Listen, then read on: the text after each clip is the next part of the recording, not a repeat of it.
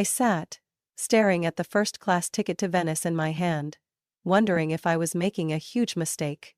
My mom was once again complaining about everything, from the coffee I had just served to the way I arranged the apartment. "Ella, you never know how to make things look nice," she grumbled, shaking her head. I sighed. Since I was little, I always felt like I had to try to please her. But it never seemed to be enough. I'm Ella, 29 years old, a marketing director at a large company. Success and financial independence didn't make me feel truly happy. What I wanted was simply to see my mother proud of me, just once. But maybe I was dreaming. She was the woman I always had to compete with for just a little recognition. No matter how skilled or successful I became, she would always say, "Try harder." The inevitable had to happen. Every year, on her birthday, I held my breath, waiting for her reaction when I gave her a gift. This year, I wanted to do something different. I decided to take her on a dream vacation to Venice, a place she had always longed to visit. 2 weeks, in a 5-star hotel, strolling along the canals, admiring the famous architecture. I had planned everything carefully. I didn't just want her to be happy, but I also hoped that maybe, just maybe, this could be the opportunity for us to rebuild a relationship that had been lost for so long. I carefully slipped the ticket into my blazer pocket and walked to the living room where she was sitting, eyes glued to her phone. "Mom, I have a gift for you," I said, trying to keep my voice upbeat. She looked up, her cold gaze sending a shiver down my spine. "What now? Another coffee? Or perhaps another useless piece of jewelry?" she said, her tone devoid of any joy. I bit my lip, forcing a smile. "It's not that, Mom. Remember Venice? I've planned a trip for us," I said, pulling out the tickets and holding them up. Her eyes immediately brightened, and she quickly snatched the ticket from my hand. My mom stared at it, then after a moment, said with an unreadable expression, "This must have cost a fortune, didn't it?" I felt a storm of emotions rise within me. She had a way of making everything feel heavy, even when all I wanted was to make her happy. I nodded, struggling to contain my anger. "Yes, Mom, you deserve it," I said. "We're going to have a great time together, I promise." She didn't say anything, just placed the ticket down on the table and went back to her phone, as if nothing special had happened. I felt my words being swallowed by the cold air between us. All I wanted was for her to be proud of me. But it seemed like no effort would ever be enough. She didn't realize that I had put so much thought into this, that I had planned this trip for months, all because I wanted to feel a bit of affection from her. But would I ever get that? Would she ever see me as a daughter, truly deserving of her love and respect? I placed the ticket down on the table, glanced at her one last time, and walked out. Part of me hoped this trip could be an opportunity for us to reconnect, but another part of me felt anxious. Was I just setting myself up for disappointment, hoping for something that might never happen? After my mother left, I sat in the quiet apartment, my heart heavy. But I couldn't always let emotions take over like this. This was the time for a plan. A time that I had carefully prepared for over the past few months. My mom might not realize it, but I knew this trip would be a big challenge. Not just materially, but emotionally as well. This time, I didn't just prepare the trip like I usually did. My mother was someone who always saw problems, always had reasons to criticize everything, whether it was a perfect meal or an expensive gift. I decided that I would create an unforgettable vacation for her, no matter how difficult it might be. First, I booked first-class tickets for us from New York to Venice, not just for the luxury of the flight, but because I wanted to create the most comfortable environment for her. I knew she wouldn't immediately feel the effort I put into this, but I hoped that at least she would enjoy the journey. I carefully selected seats by the window, with the best view, hoping she'd feel the special touch I was trying to provide. The hotel I chose was one of the most luxurious, Belmond Hotel Chiani, one of the most famous hotels in Venice. My mom was not easily impressed, but I knew she would be amazed by the opulence of this place. From the gold-plated bathrooms to the top-tier service, I knew I had created an environment that would make her truly wowed.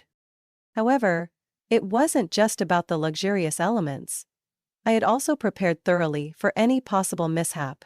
I couldn't help but think about the potential risks, especially when my mother always had a way of making things complicated, no matter how hard I tried.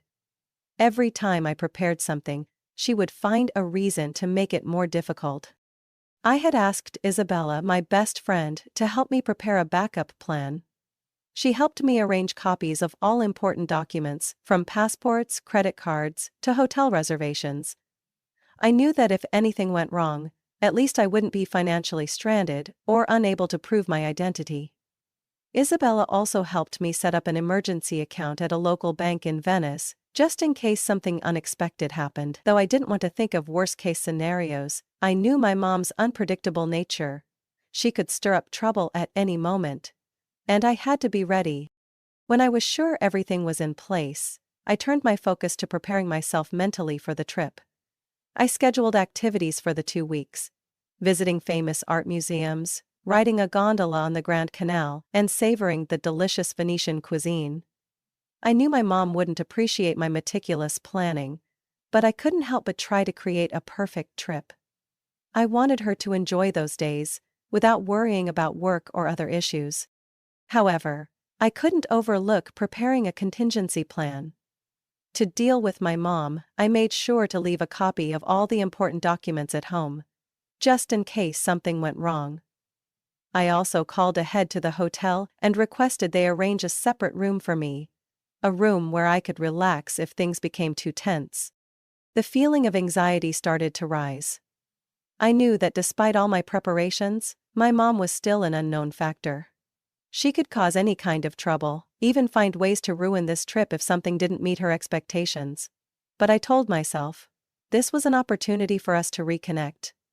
I had to believe that everything would be okay. But a small part of me still couldn't shake off the anxiety, always wondering if I had been trying too hard for something that might never happen. With the final preparations in place, I sat at the table, looking at the detailed itinerary for the trip. Part of me felt excited, but I couldn't deny the vague fear gnawing at me.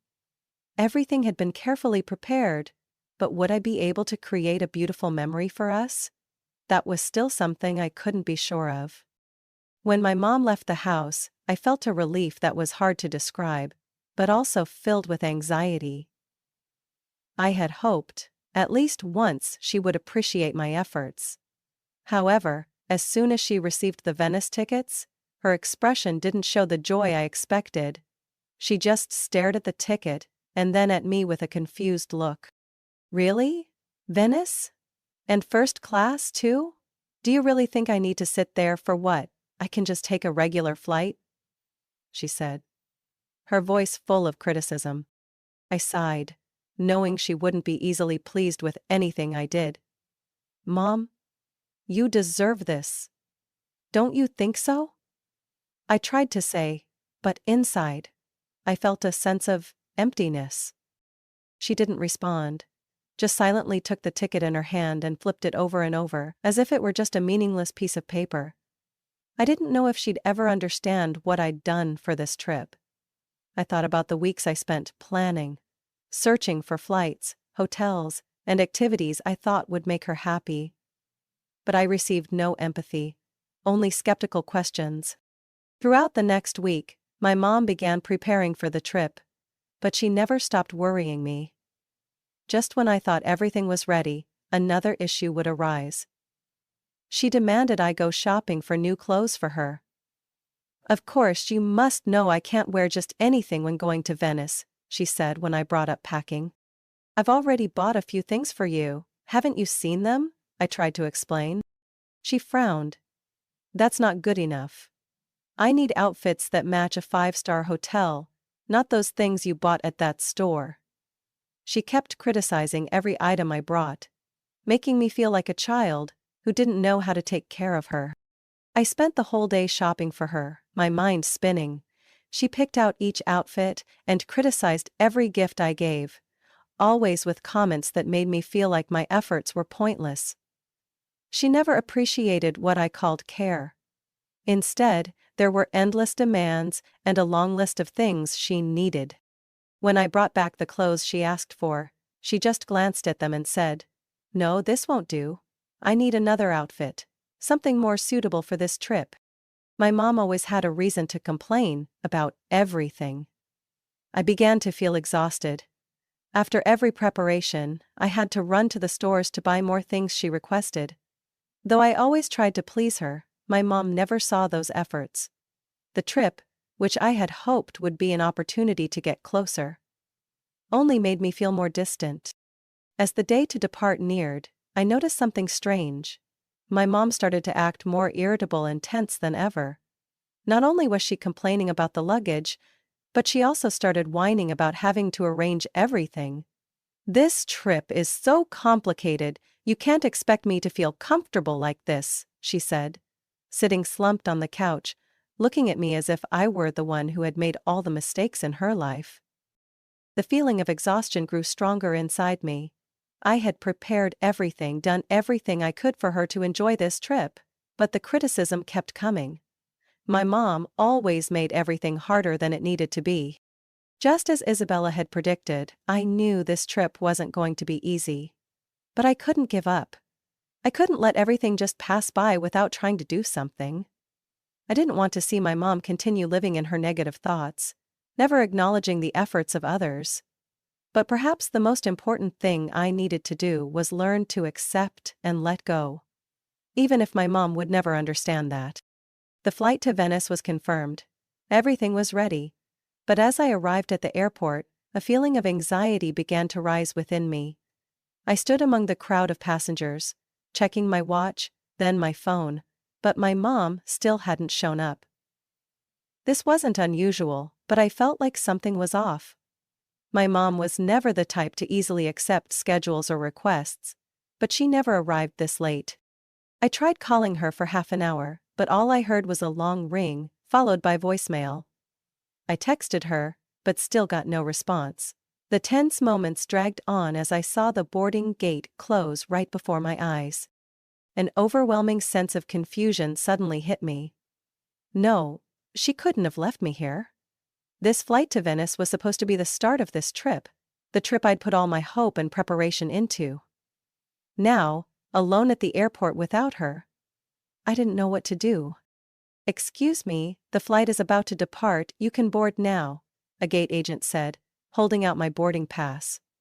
I nodded reflexively, walking forward as my hand remained clutching my phone, hoping my mom would call back. But no, it was just the ring echoing in the silent airport. Although I boarded the plane alone, I couldn't stop thinking about her. We'd planned this trip for so long, yet now I was facing a journey I wasn't mentally prepared for. Was something wrong with my mom? Or was she just finding another way to ruin everything like she usually did? The plane began to take off, and I leaned back in my seat, feeling more anxious than ever.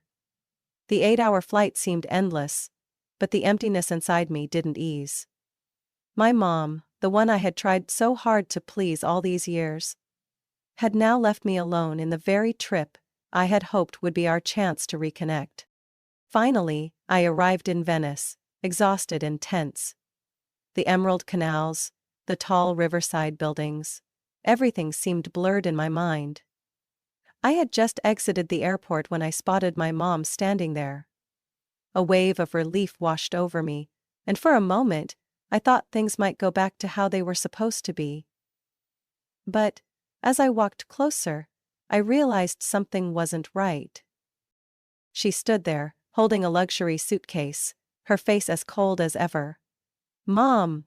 I called out, rushing toward her. But she only turned to look at me, a strange expression in her eyes, then casually said, "Your flight was exhausting, wasn't it?" A chill ran down my spine. "Mom, I couldn't get a hold of you on the plane. Why weren't you on time?" I asked, trying to stay calm, my mind beginning to cloud over. She just smiled lightly, a smile that didn't seem to comfort me. "I thought you'd understand. Sometimes adults need a little time for themselves." But when I looked at her face, I knew she was lying. The words didn't match her expression, and the emptiness in her eyes made me feel like something was about to happen. I followed her, still not fully understanding everything that had just occurred. As we reached the airport exit, an unexpected cold feeling rose within me. I checked my purse, where I kept my personal items, and my wallet containing my passport, cash, and credit cards. Oddly, the wallet was no longer there. "What?" I exclaimed, frantically looking around. I started checking my purse again, then searched every corner of my suitcase, but the wallet was nowhere to be found. My eyes began to sting, my heart raced, as if I had lost something incredibly important. "Mom, you took my wallet, didn't you?" I tried to stay calm, asking, unable to believe it myself. She didn't respond, only looked at me with that cold gaze, then turned and walked toward a waiting taxi. "Mom, you can't do this to me!" I shouted, but she didn't even glance back. And as I chased after her, an overwhelming sense of coldness crept into my heart. My mom had taken everything I had, not just my money, but my trust, my hope that she could change. Now I stood there, alone, without money, without my passport, and there was nothing I could do except watch as my mom disappeared into the shadows of Venice. I stood there, watching the taxi disappear into the darkness of Venice, my heart heavy. My mother was gone. Everything I had prepared, all the hopes I had for this trip, to become an opportunity to heal our relationship, had now completely shattered. Not just because of the lack of affection, but because she had acted so ruthlessly. I couldn't let her get away with this. The betrayal was too great. My mother had taken all my money, my passport, my credit cards, and now she had left me alone, stranded in a foreign country. No. I wouldn't let her continue to do this. I pulled out my phone, my hands trembling, but my resolve firm. I called Isabella. She was the only friend I trusted right now. We had set up contingency plans for situations like this, but I never thought it would happen so quickly. "Isabella, something's happened," I said as soon as she picked up. "My mom took all my money and my passport, and now I can't get in touch with her. Can you help me?" Isabella wasn't surprised. She knew what my mom would do. "Okay. I'll check the accounts and gather more information. Stay calm. We'll figure this out," she said. Isabella had connections in banking and law, and I knew with her help, I'd have enough evidence to handle the situation. I didn't just sit and wait. I started planning my next steps. First, I had to protect my finances. I immediately called the bank, requesting them to block all my credit cards and bank accounts. It was difficult to hear their refusals, but I insisted they take action immediately. Next, I called the Belmont Hotel Chiani, where I had booked our room for the trip. I asked them to verify the information regarding my mom's check-in and confirm her credit card details. I explained the situation and requested they block all transactions on my credit cards if she tried to use them. They were very cooperative and asked me to send an email confirming the situation. I felt a little relieved, as things started to fall into place. A cold shiver ran down my spine as I thought about my plan for retribution. My mom wasn't the type to stop after a small setback. I had to do this carefully, step by step.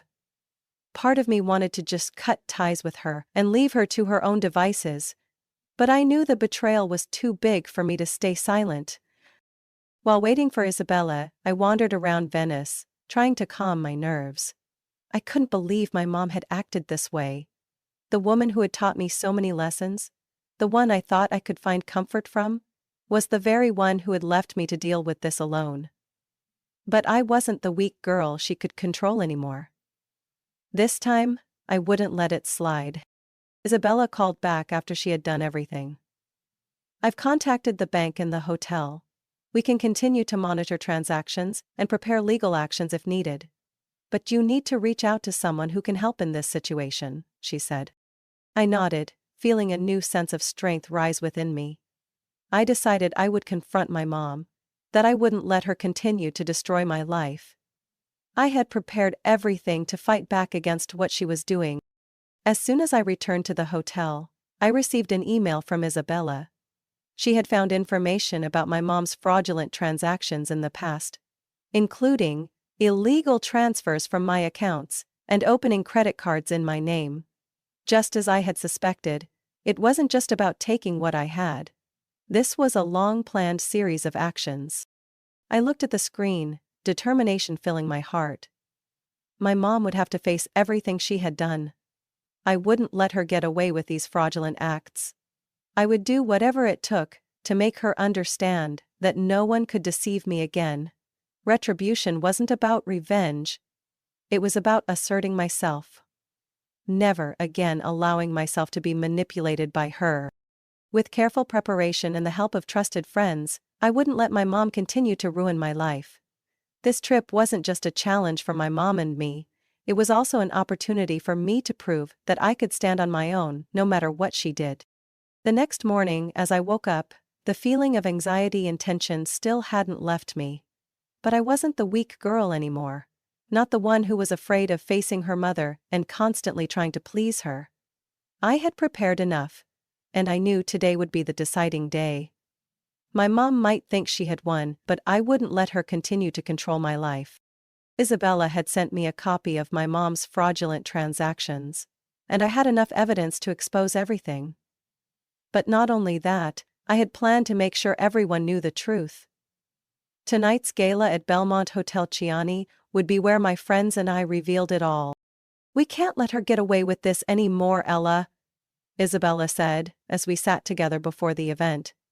"We need to do everything very discreetly and be fully prepared.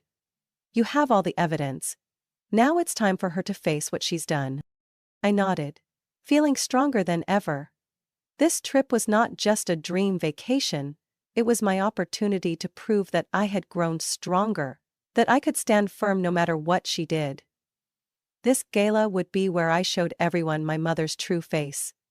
And I didn't feel an ounce of regret.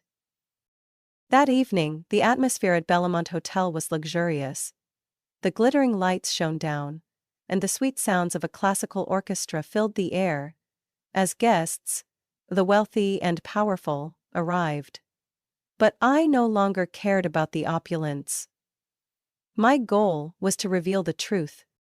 We sat near the reception area where my mom was drawing attention with what seemed like trivial stories, but when I looked at her in her bright red dress, my gaze sharpened. She was wearing the things I had bought for her, and it made me more furious. My mom always found a way to take center stage, always wanting to be the focus of everything. But this time, she wouldn't have a chance. Isabella and I had prepared a detailed plan.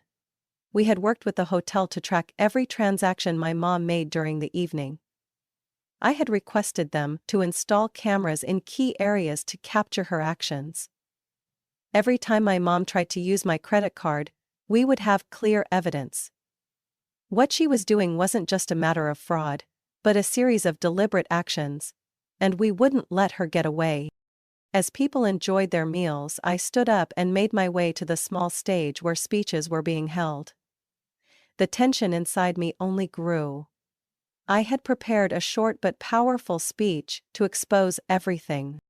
"Ladies and gentlemen, I am Ella," I began, my voice calm despite the storm raging inside me. "Today, I want to talk about someone I've spent my whole life trying to please, yet she has never seen what I've done. My mother. A person who has always used the family name to deceive those around her. She has exploited me, used my trust, and I can't let her continue doing this." As soon as I finished speaking, all eyes were on me and my mom. She stood there, eyes wide open, her face no longer serene but filled with tension and panic. She didn't expect that I had the evidence. She had no idea that I had prepared a perfect plan. I walked toward the large screen on stage and pointed to a clear image of my mom using my credit card to make a purchase in a store in Venice, while I was still at the airport, unable to reach her. She had tried to use the money I earned to satisfy her greed. The entire room gasped. No one thought a mother could do this to her own daughter. This is an image and evidence of my mom using my credit card to pay for luxury items throughout this trip. But this is just the tip of the iceberg. My mom has impersonated me in financial transactions and stolen money from my accounts for years, I said, my voice filled with determination. Guests began whispering, and my mom stood there, frozen. People started exchanging glances, and I could clearly see the shame enveloping her. I had done the right thing. I hadn't let silence control me any longer. The police walked in through the main door. They had been informed and were ready to take action. I turned to look at my mom one last time, seeing her retreat, but not with confidence, but with fear. She knew she couldn't escape this time. "She will face everything she has done, Mom," I said, my hands relaxed, but inside, I felt lighter than ever. Finally, I had regained control, and my mom would have to learn how to face the consequences of her actions. As the police began their proceedings, I felt no regret. I had done the right thing. My mother was arrested, but I couldn't relax. Part of me wanted to scream that finally she was paying for what she had done, but the other part of me only felt emptiness. I didn't feel the excitement or victory I thought I would. Everything just made me feel a deeper pain than ever before. The day of the trial came, and I knew this was when everything would end, at least in the eyes of the law. I was no longer the daughter who longed for my mother's love. Now I was a woman standing up to protect myself, to tell the story of what I had endured for all those years. My mother walked into the courtroom wearing a gray prison uniform, not the elegant dress she always loved. I looked at her, but I didn't feel any sympathy. She used to be someone I hoped would be a symbol of strength and love. But now she was just a fraudster, a greedy person who had deceived not just me, but many others. The police led her up to the stand and her gaze swept over me, but I didn't look back. I knew she was seeking sympathy, but I couldn't give her that. After all, she didn't feel guilty. She still believed that she was the victim, that she only did what she did to survive, to have what she thought she deserved. At that moment, I stood in front of the court, my heart pounding but my hands steady. It was time to say everything my mother had done to me, and I wasn't going to leave out a single detail. "Your Honor," I began, "my mother has always manipulated me since I was a child. She didn't just take what I had, but she also took my trust in people." I began recounting every story I had suffered through over the years. My mother did everything to control my life, from stealing my savings to opening credit cards in my name without my knowledge. But the worst part was when she withdrew money from my accounts to fund her extravagant lifestyle. She took all my savings without asking for my permission. She opened credit cards in my name and left me to shoulder all the debt. Not only did she do this to me, but she also deceived those around her, making them believe in the stories she fabricated. I continued, my hands trembling, but I couldn't stop. She did this out of greed, because she was never satisfied with what she had. I saw my mother sitting silently, not saying a word. Her eyes were glazed, looking down at the floor, and I knew that this was the moment she couldn't deny anymore. I was no longer the little girl she could easily control. I had stood up and protected myself. To me, she's not just a mother, she's a fraud. She's deceived me for years, and now I have to pay for her decisions, but no more. I won't let her continue to ruin my life," I said, my eyes filled with tears, but these were not tears of weakness, but of liberation. The entire courtroom went silent. Every word I spoke hit her like a cold splash of water. What I had just told wasn't just my story. It was a condemnation of her actions. My mother lifted her head, but I didn't see remorse or regret. She just looked at me with a nonchalant gaze, as though I was still the little girl who couldn't leave her grasp.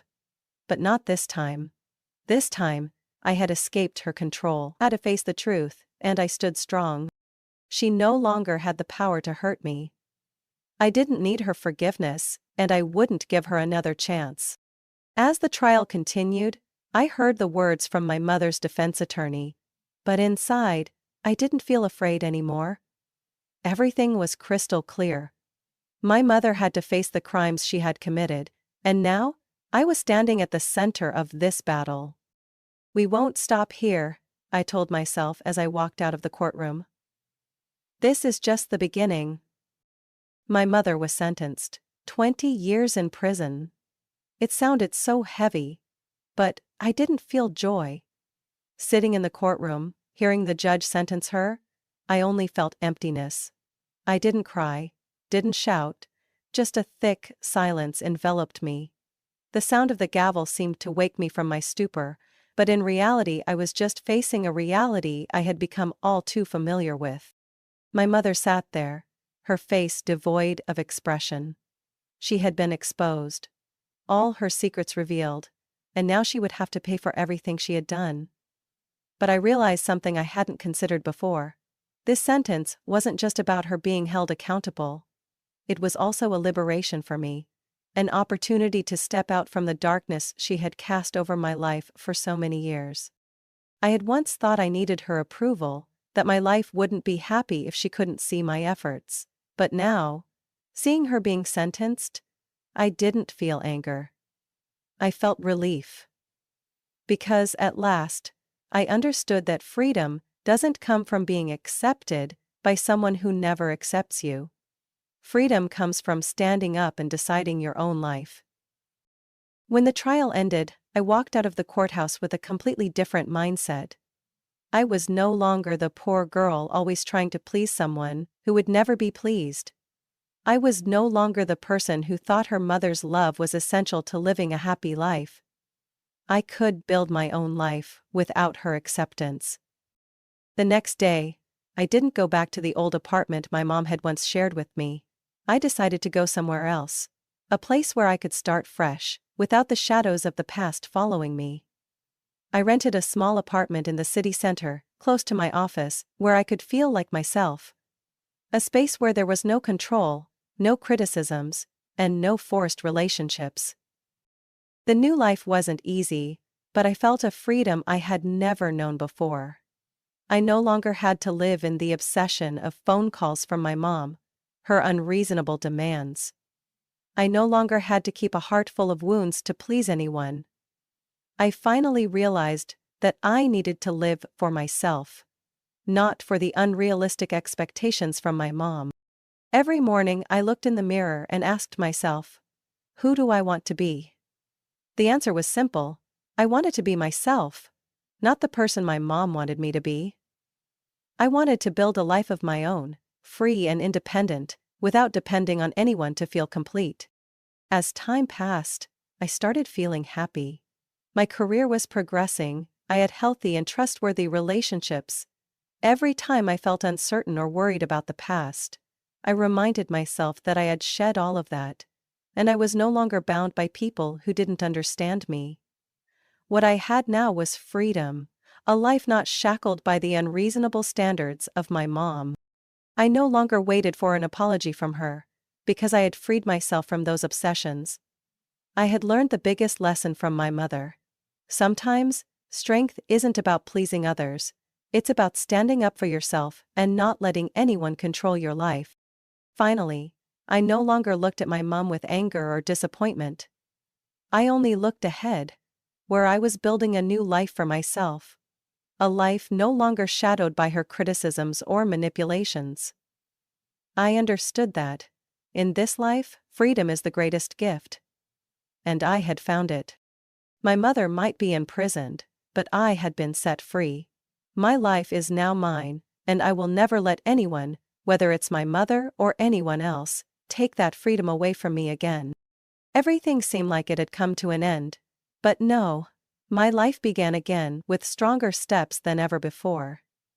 My mother was convicted and had to take responsibility for her fraudulent actions. But I didn't stop there. I couldn't let everything I had gone through be in vain. I wanted to do something for people like me, those who had been manipulated, deceived, and hurt. With the help of Isabella, the only friend who had always stood by my side, I decided to create an organization to support victims of financial fraud, just like what I had endured. We called it The Deceived.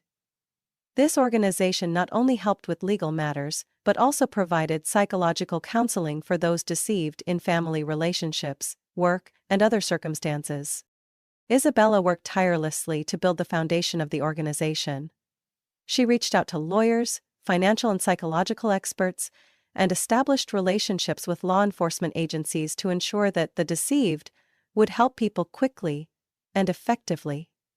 As for me, I started talking to those who had been deceived by my mother.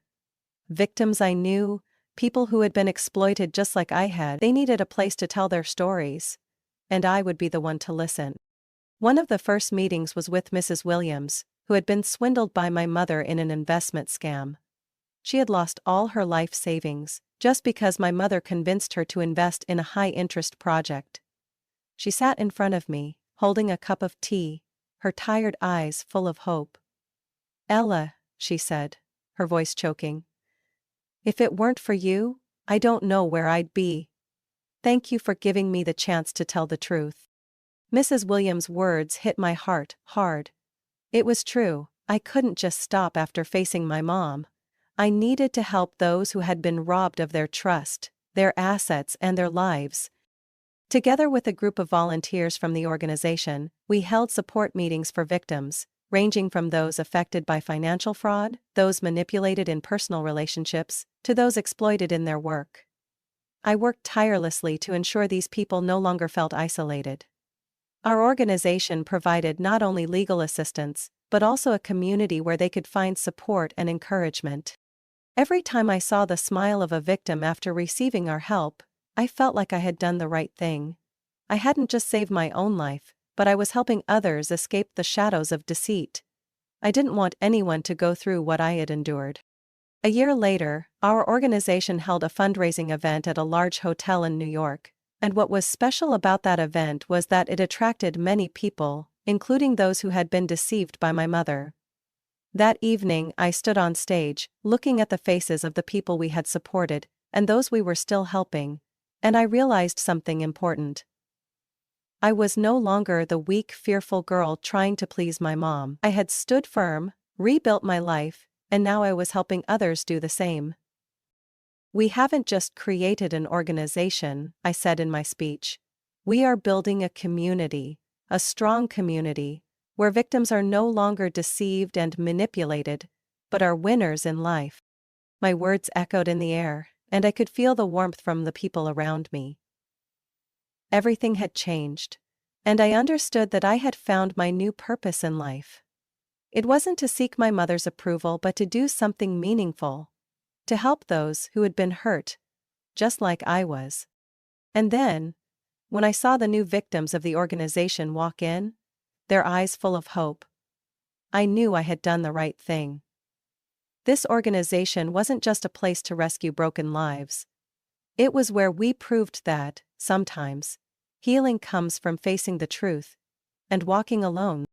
It was only after my mom was convicted and everything came to light that I truly felt relieved. Not because my mom had to face the consequences, but because I had found my own strength. And now, I could live my life, free and unbound by her negative actions. Ella's story is a journey from pain and loss to self-liberation and rebuilding her life. After years of living under her mother's control and manipulation, Ella stood up not only to protect herself, but also to help other victims of fraud and deceit. By creating a support organization, she not only healed the wounds of her past but also inspired many others to reclaim their freedom and the strength to take control of their lives. What do you think about Ella's journey? Could you stand up like she did if you were in her shoes? Share your thoughts in the comments below, and don't forget to follow the channel to never miss out on more touching and meaningful family stories.